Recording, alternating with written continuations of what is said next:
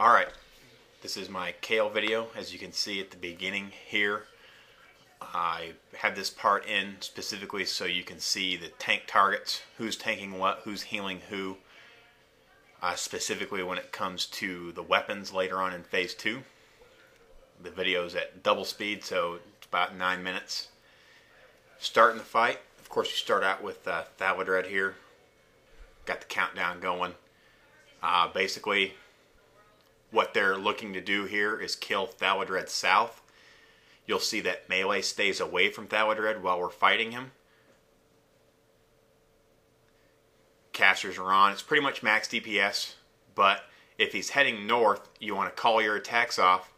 Make sure he gets back south so you can deal with him south. So you can see we're not attacking him here.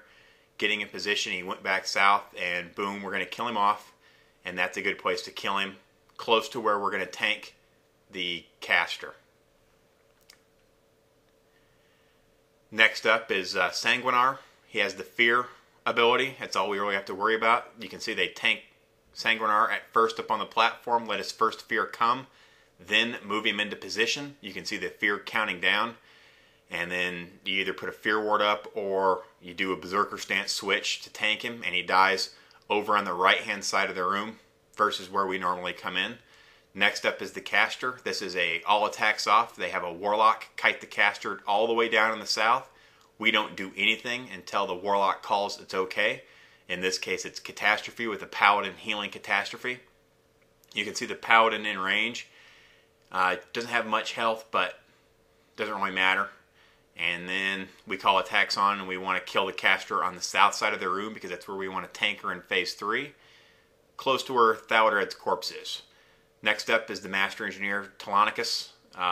Really the only thing we have to worry about here is making sure we do not transition into the weapons when we have tanks with remote toy.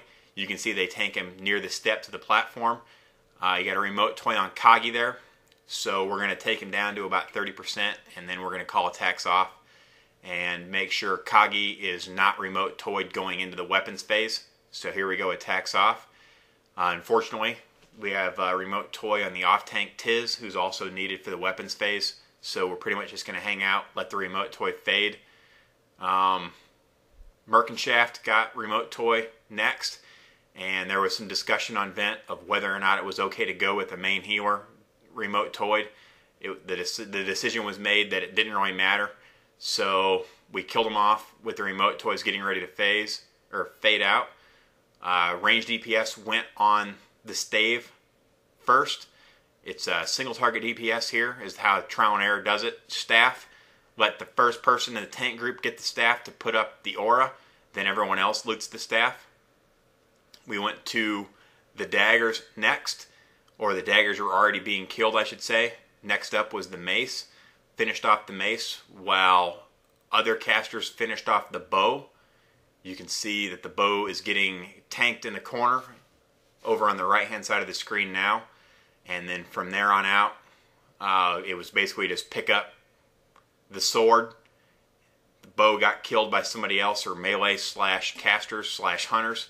We went to the axe. You can see that the shield is being tanked in the middle of the room. They don't even worry about the shield during Phase 2. They do 6 out of the 7. Leave the shield up because it doesn't do much damage, and immediately go to Thaladred. Of course, you want to keep Thaladred away from the south end of the room. You want to kite him where the lines are going across the ground now. Again, no melee. All the melee went over to Telonicus. So you don't ever have to worry about dealing with Thaladred. You guys should never be attacking Thaladred melee. Again, you can see him on the right hand side of the screen over my main tank target list. All the melee is working Telonicus as we speak. You can see his health on the left hand side near the party indication of it going down. Finished off Thaladred, and Telonicus actually died before we got Thaladred dead. No big deal. Once Thaladred is dead and Telonicus is dead, we moved to the shield. Melee wants to attack the shield from behind, or alternatively, melee can move immediately to Sanguinar, which is you can see that they did right there. while range DPS goes to the caster. Max DPS to caster down. Make sure you don't get too close. Again, these guys don't have much health. You can see we got about 15 seconds before we go into phase 4. They were making sure the tank was in place, and they were calling pre-heals out on the tank.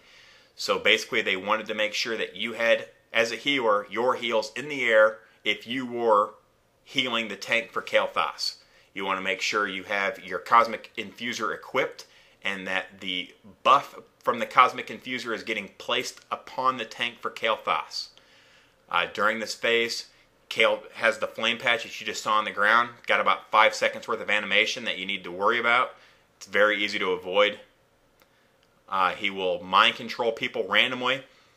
Basically, we just had mages looking to sheep them or warrior/rogue going over to hit them with their weapon to knock them out. You saw the Phoenix spawn there. They have a druid tank the Phoenixes, and all the ranged DPS work on the Phoenixes, or I should say the ranged casters work the Phoenixes, while you can see melee and hunters stay on Kael'thas himself to deal with the shock barrier. So you're splitting your DPS between Kael and Phoenixes. However, when an egg comes, they called max DPS on the egg, and all the DPSers available came to get the egg down. You have about 15 seconds to do 70,000 damage to the egg. Kind of a big deal to make sure we get the egg down or it respawns. Basically, the phase 4 rinses and repeats between melee and hunters on Kael'thas to knock the shock barrier down, to interrupt the second power blast because you can absorb the first one, killing off the eggs, making sure you don't die to the flame patch attack on the ground. And anytime casters can go on Kael, they of course attack Kael. He's transitioning to phase 5 here. Work the last Phoenix down. Dies pretty fast because we have the entire raid attacking the Phoenix. You can see up on my top the group DPS. The group DPS here isn't any more than what we generally have. It's spreading out, dealing with what you need to deal with, and not worrying about what you don't need to worry about. Healers are assigned to raid healing. Healers are assigned to Kael. Healers are assigned to Phoenix tank healing. Pretty standard. Phase 5 starts. He sucks everyone into the middle for the gravity lapse. Basically, they call spread out. You can use the entire area up and down. You just need to make sure you're not within 10 yards of anyone else. As gravity lapse gets ready to fade, about 5 seconds left, everyone floats down low on the ground, but not too low, as if you get too low, he sucks you right back up to the ceiling. And from here on out, it's just max DPS on Kael. Generally, we have 2 gravity lapses. This video actually has 2 gravity lapses. It's blow your bloodlust if you can blow your bloodlust if it's off cooldown. Ours was about, well, you can see that it is up again, but you generally in phase 5 your bloodlust will be available. It's about 10 minutes from the beginning of attacking the weapons until you get to Kael in phase 5 where you can use your bloodlust again. Have another gravity lapse. Spread out. We called the tax off here because you don't want to kill Kael during the gravity lapse or he doesn't get any loot. And just max DPS. Any Phoenix that spawns, they misdirected that Phoenix onto their bear tank and didn't even worry about it. Just went on Kael the whole time. Pretty much the fight is all downhill once you get to fighting Kael'thas.